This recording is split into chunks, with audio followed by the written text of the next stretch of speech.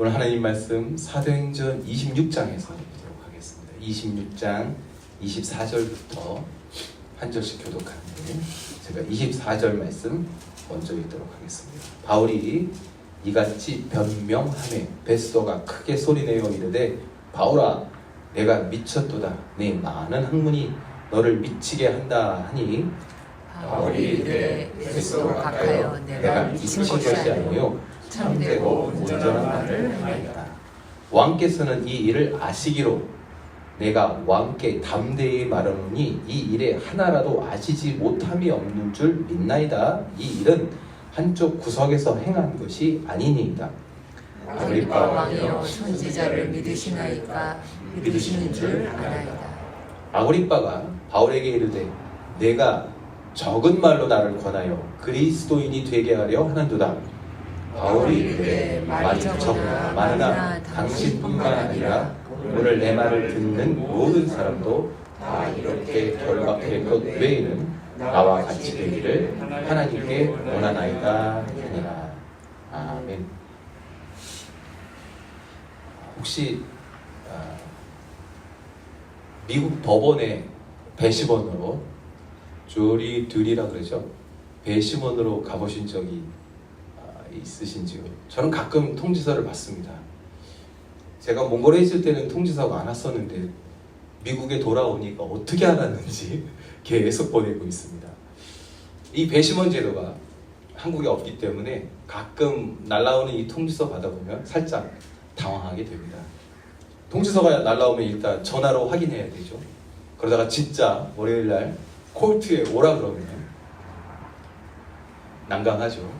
가야 되고 그 방 가득히 사람들이 모여 있는데 그 중에서 혹시 내가 불리워지면 곤란한 일이 생기기 때문에 어떻게 해서든지 우리는 모르겠어요. 저만 그런지 모르지만 어떻게 해서든지 그 자리를 피하려고 노력을 합니다. 저 아는 사람이 요즘에 다녀왔는데 노인글씨가 잘 통하지 않는다고 저한테 충고해 주었습니다. 사도 바울도 코트에 불려나가게 되었습니다. 배심원이 아니고 피고인의 입장으로 법원에 출석할 것을 통보받게 됩니다. 이번 출석이 벌써 세 번째입니다. 첫 번째는 벨릭스와 그의 부인이 두루실라 그 앞으로 출석했었고 그 다음에 후임 총독으로 부임했던 이 베스도 앞에 다시 나가게 되죠. 그리고 오늘 본문의 이 아그리빠와 베니게의 법정에 다시 서게 됩니다. 원래 1차 벨릭스의 법정에서 이미 판단은 되었어요. 무죄인 게 확실히 밝혀졌지만 이 벨릭스가 유대인들의 환심을 사기 위해서 석방하지 않고 2년 동안 구류시키게 되죠. 2차 법정, 이 차기 총독 베스도가 부임하자마자 바울을 법정에 불러냅니다. 베스도도 바울이 무죄인 걸 단번에 알았지만 금방 부임했기 때문에 유대인들과의 거래 때문에 어쩌지 못하고 그대로 가둬두게 됩니다. 그러던 어느 날 바로 이 3차 법정이 열리게 되는데 아그리빠 왕과 그의 누이 베니게가 이 가이사랴를 방문한 것입니다.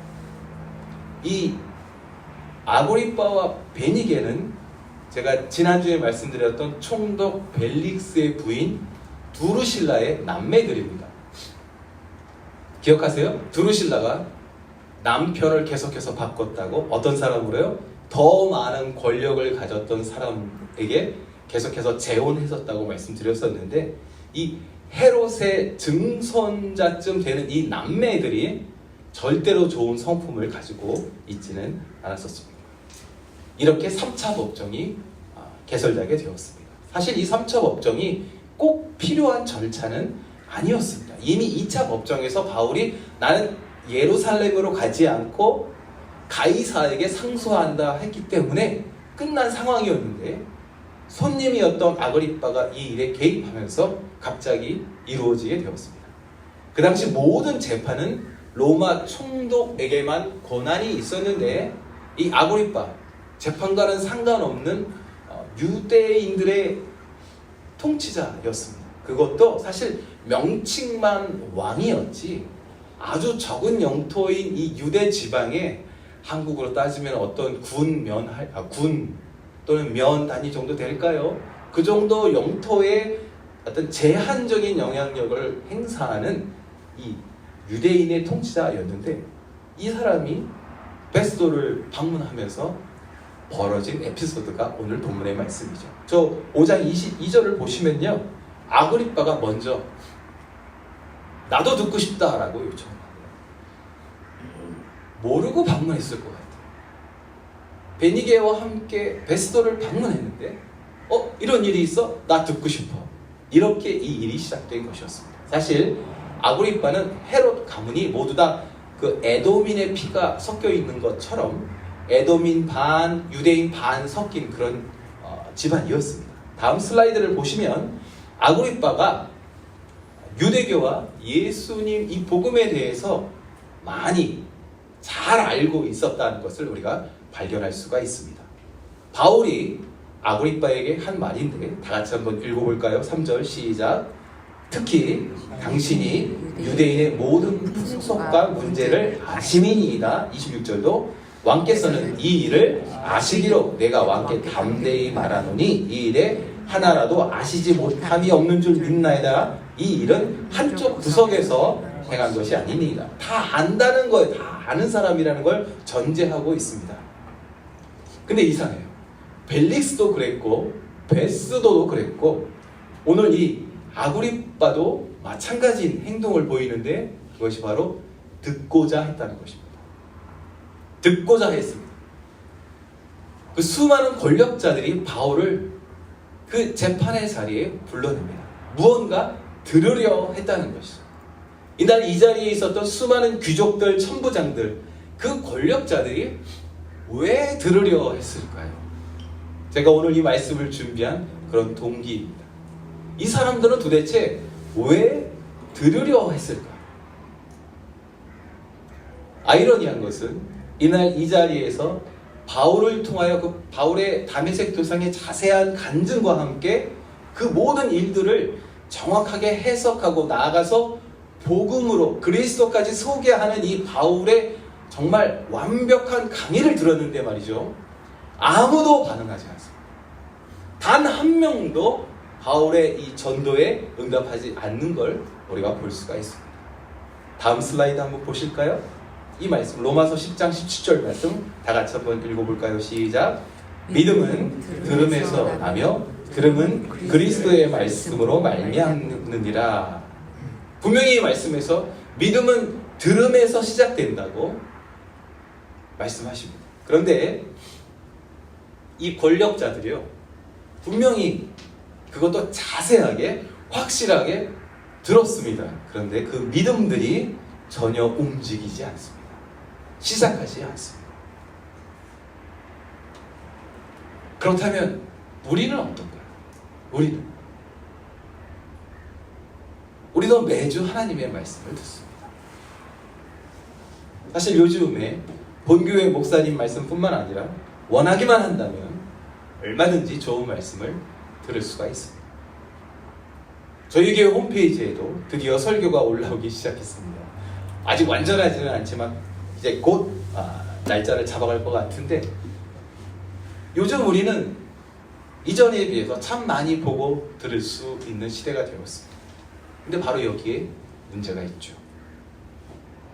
벨릭스도 베스도도 아그리빠도 어쩌면 우리들도 듣기는 하는데 믿음이 시작되지 않고 믿음이 자라나지 않는다는 것이죠.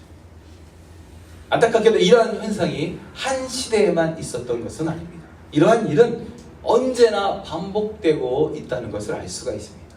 이 에스겔 33장에 보시면 성경은 계속해서 이렇게 듣기만 하는 신앙에 대하여 반복해서 경고하고 있는데, 우리 에스겔 33장도 다 같이 한번 읽어볼까요? 다음 페이지 시작. 그러므로 그들은 사람들이 하는 것 같이 너에게 오고 내 백성처럼 너의 앞에 앉아 있고 내 말을 듣지만 행하지 아니하노라.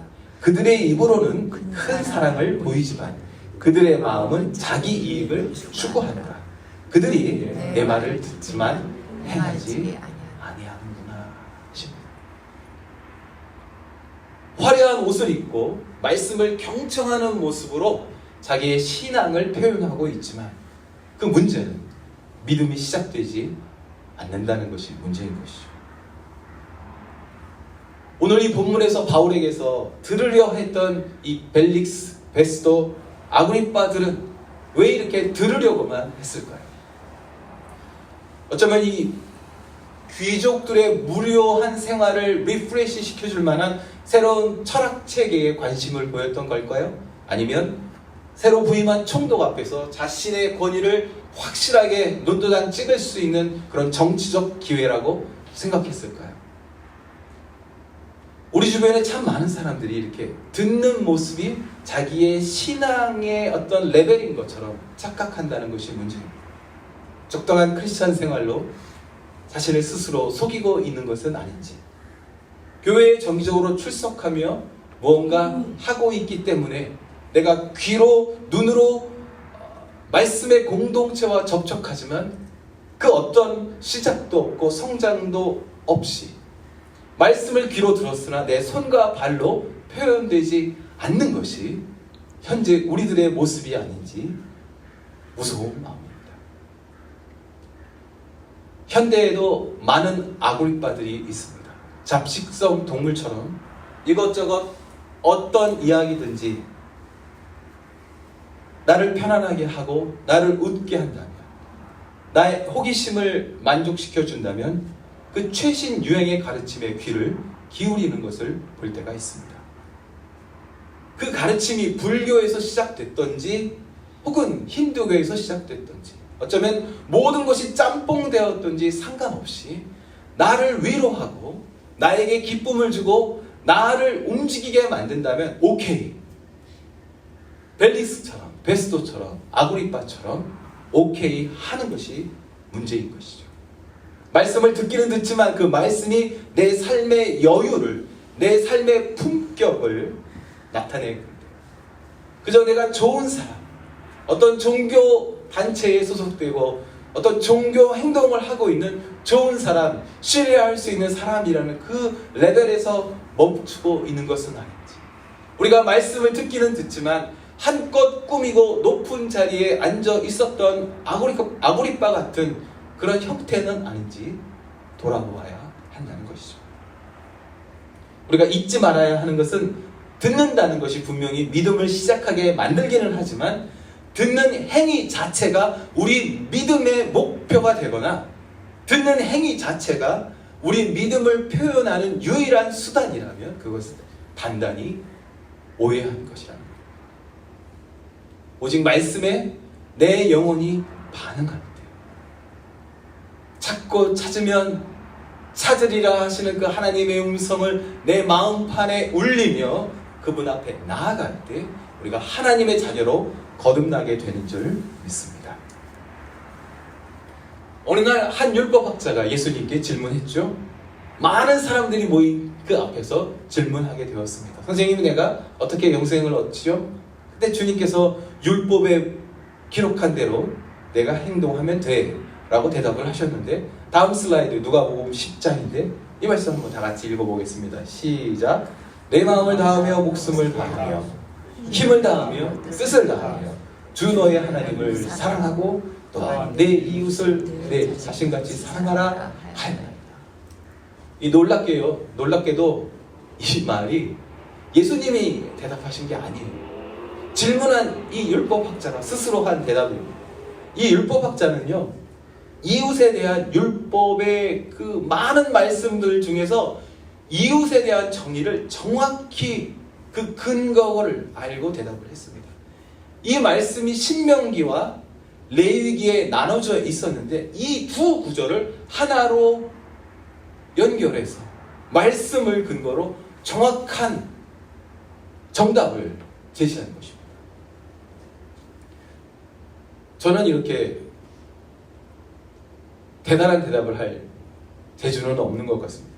이 말씀 준비하면서 제가 옛날에 부끄러웠던 기억이 하나 떠올랐는데, 제가 예전에 어떤 변호사 상담하러 변호사 사무실에 갔는데 한참 웃고 있는데 옆에 변호사가 와가지고 영어하는 변호사들인데 그 친구 변호사한테 묻는 거예요. 그 잠언에 있는 그 말씀 그게 몇 장 몇 절이지 이러는 거예요. 근데 제 변호사가 저를 보고 아주 반가운 얼굴로 오늘 여기 목사님 오셨으니까 잘 됐네 그랬는데 제 눈을 보는 거였어요. 근데 제가 부끄러운 추억을 하나 더 세이브하게 되었습니다. 어버버 했던 부끄러운 추억이 하나 있습니다.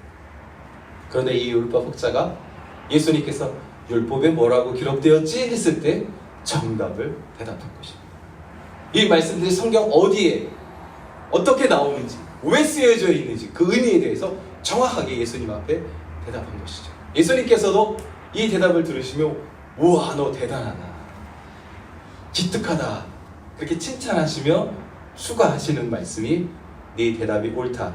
그렇다면 이제 이를 행하라. 그러면 내가 살 것이다. 칭찬하시죠.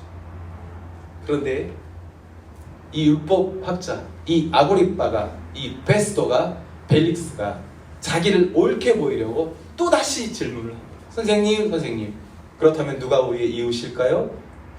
저는 이 질문을 보면 항상 의문이 들어요. 이 율법학자가 정말 몰라서 물었을까요? 여러분들 어떻게 생각하십니까? 몰라서 물었을까요? 경주하는 경주마를 보면요, 그 기수의 말만 복종하라고 옆을 보지 못하게 이렇게 옆에다가 뭐를 이렇게 붙여놓은 것을 알 수가 있습니다. 이 아고리빠들이요, 누가 우리의 이웃인지 정말 몰랐을까요? 아니면 경주마처럼 이웃을 보기 싫었던 것일까요? 이날 이 법정에서 바울의 증거를 듣던 이유는 자기를 옳게 보이고 싶었던 것 같습니다. 저 무지한 죄인들과 거룩한 나 자신을 구분하고 싶었던 것이 이 아그리빠들의 숨겨진 욕심이 아니었나 싶습니다. 예수님께서 이 뜬금없는 율법학자의 질문에 다시 한번 대답을 주시죠. 그 유명한 선한 사마리아 사람의 비유를 주시는 거예요. 이 유명한 비유에서 중요한 것은 어떤 특정한 인물이나 어떤 지명이 아니라 가서 너도 이와 같이 하라. 가서 너도 이와 같이 하라. 사랑하는 주님의 성도 여러분, 우리의 신앙이 이렇게 행동하고 있습니까? 우리가 말씀을 듣고 암송하지만 행동으로 옮기지 못합니다. 우리는 우리 주변을 살피지 못하고 질주하는 위험한 경주마처럼 혼자만의 경주에서 달리다가 그냥 지쳐 쓰러져 버릴 수도 있는 것이죠. 누가복음 18장에도 한 부자 건원이 예수님께 물었습니다. 내가 무엇을 하여야 영생을 얻겠습니까? 22절에 주님이 대답을 하시죠. 내게 아직도 한 가지 부족한 것이 있으니 내게 있는 것을 다 팔아 가난한 자들에게 나눠주라. 그리하면 하늘에서 내게 보화가 있으리라. 그리하면 이라는 전제 조건이 있습니다. 그리고 그 다음 문장에 그리고 그렇게 한 후에 와서 너는 나를 따르라. 성경은 이 부자 관원이 근심하며 떠나간다고 기록하고 있습니다. 저는 이 말씀을 보며 다시 한번 의심해 봅니다. 혹시 이 친구 근심하는 척하며 떠나갔던 것은 아닌가? 사실 저 자신도 어떤 어려운 부탁을 들을 때 아니요 할 수 없을 때 심각한 얼굴로 뭔가 고려해 보겠습니다, 기도해 보겠습니다 이러지 않습니까? 혹시 이 부자 관원도 그냥 예수님 난 그럴 수 없어요 그 자리를 떠났다면 사람들의 어떤 시선이 따가울 것 같으니 심사숙고하는 척 했던 것은 아닐까, 그렇게 한번 추측해 봅니다. 오늘 이렇게 소개되는 여러 아고리빠들을 보면요, 귀로는 듣지만 결코 마음으로는 듣지 못했다는 것을 알 수 있습니다. 듣기만 하느냐 아니면 내 마음판을 울려 내가 듣고 행동하느냐, 우리 스스로 우리에게 질문해 보아야 합니다. 많은 사람들이 주의 말씀을 듣고 그 받은 말씀을 가지고 자기 앞 앞에 자기 발 앞에 부분을 비추려고만 하는 것을 발견합니다.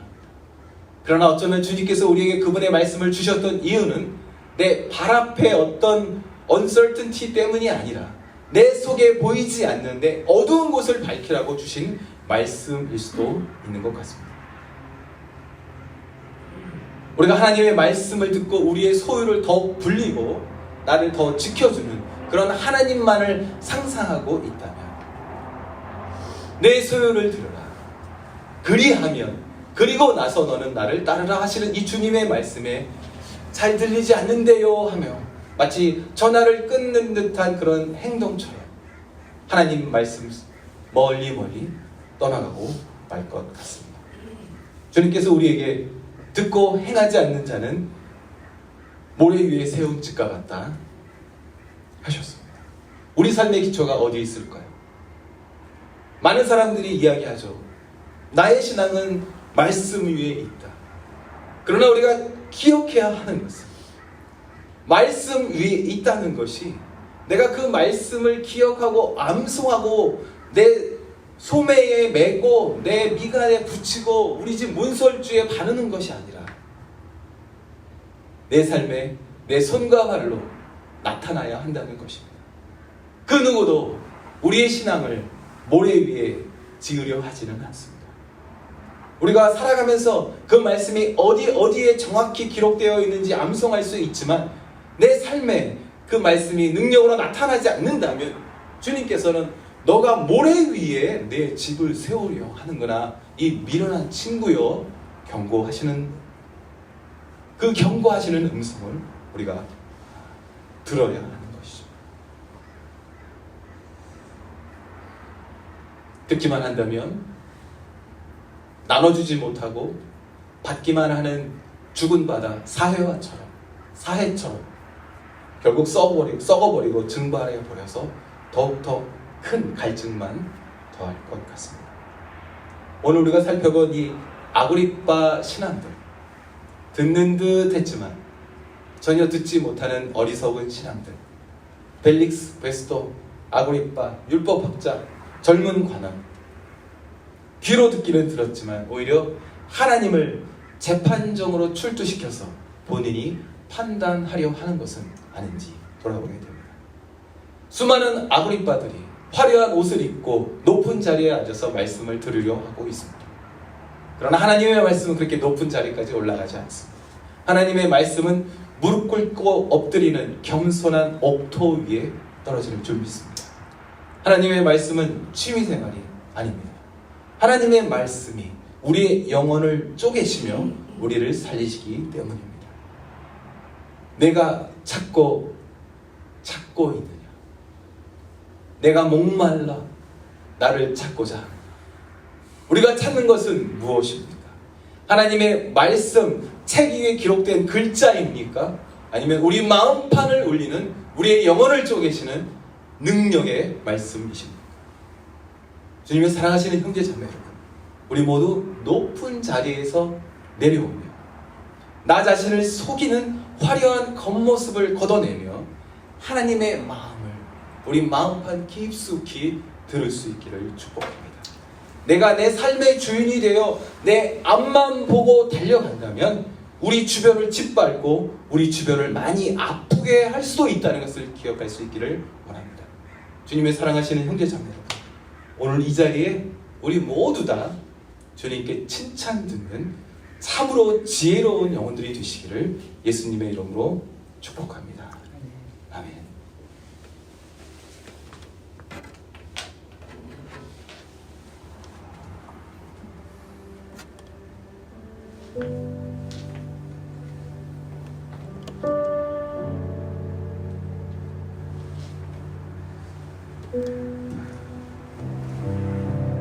잠시 머리를 숙이고 하나님 마음을 좀 더 들어볼 수 있기를 원합니다.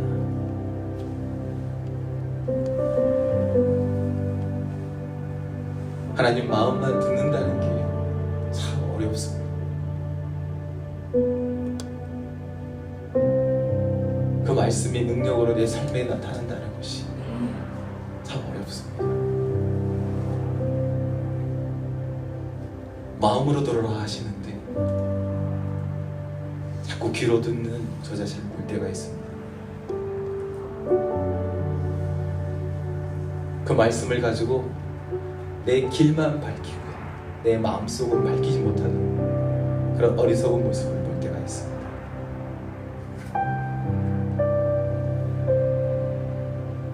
오늘 이 예배를 통하여 저와 여러분 모두 주님 앞에 겸손히 낮아져 그분의 능력의 말씀 앞에 무릎 꿇고 엎드릴 수 있기를 축복합니다. 말씀 그 글자가 우상이 될 수도 있습니다. 어쩌면 사역, 어쩌면 설교,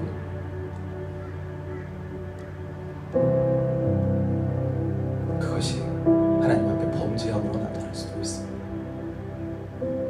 살아가며 예배 드릴 때마다 정결한 불로 주님 기뻐하시는 예배 드릴 수 있기를 소원합니다.